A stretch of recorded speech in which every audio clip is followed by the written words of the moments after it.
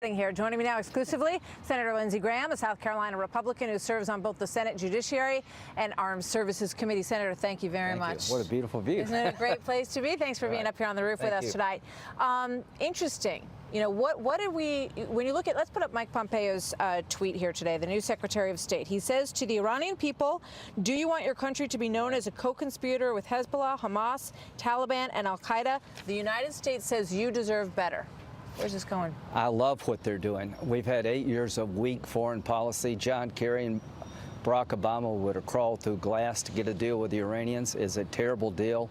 After 10 years, all the restrictions on the enrichment program goes away. I'm glad we withdrew, but here's what you need to ask the Europeans. Why are you standing with the Ayatollah?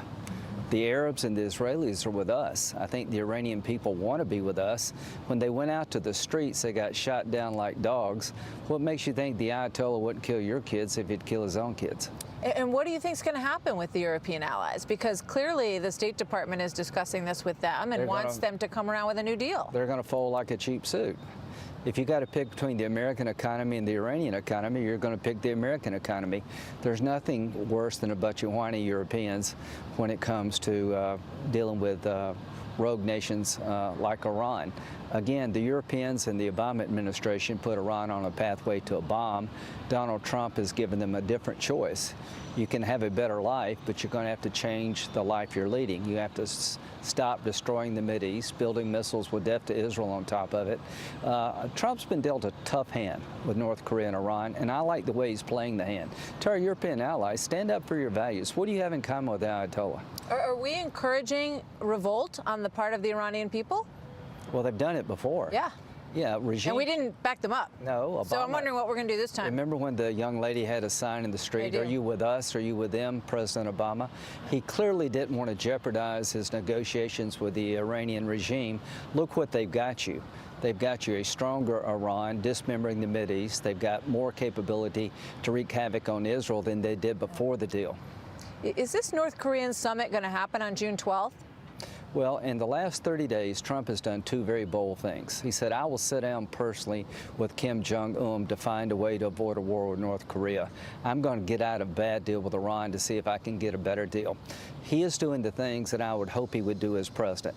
If the North Koreans stiff him, if they sit down and meet with him and try to play him, they're going to regret it.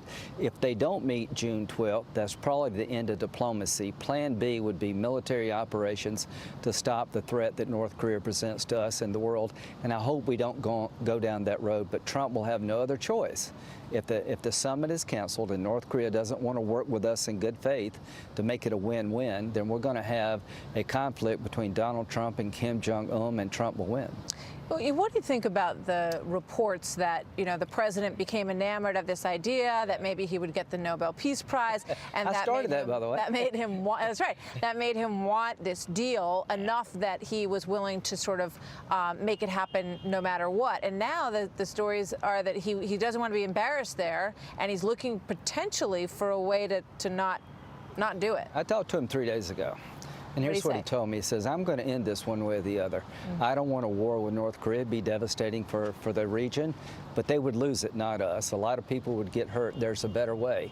I'm going to sit down with this guy and try to find a win-win. I'm going to tell China, you know, I need your help to avoid a conflict with North Korea. Up your game.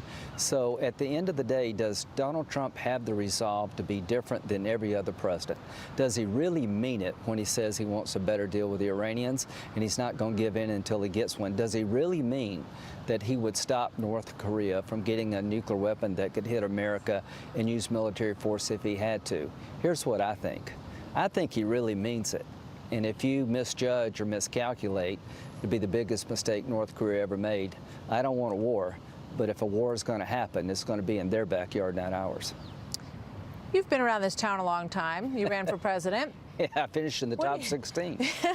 I remember. What do you think about this FBI situation and whether or not they had an informant who was talking to people in the Trump campaign? It comes from a third world novel, something that, you know, sort of small countries do. I want to find out what was that all about? You can't have one administration spying on another. Maybe it happened, maybe it didn't, but the Department of Justice and the FBI gave Clinton a pass. If you had done what she had done, you'd be in jail right now.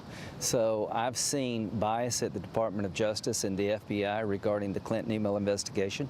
I've seen bias against President Trump at the FBI and the Department of Justice. I've seen them use documents from a paid political informant, foreign agent working with the Russians paid by the Democrats to get a warrant on an American citizen.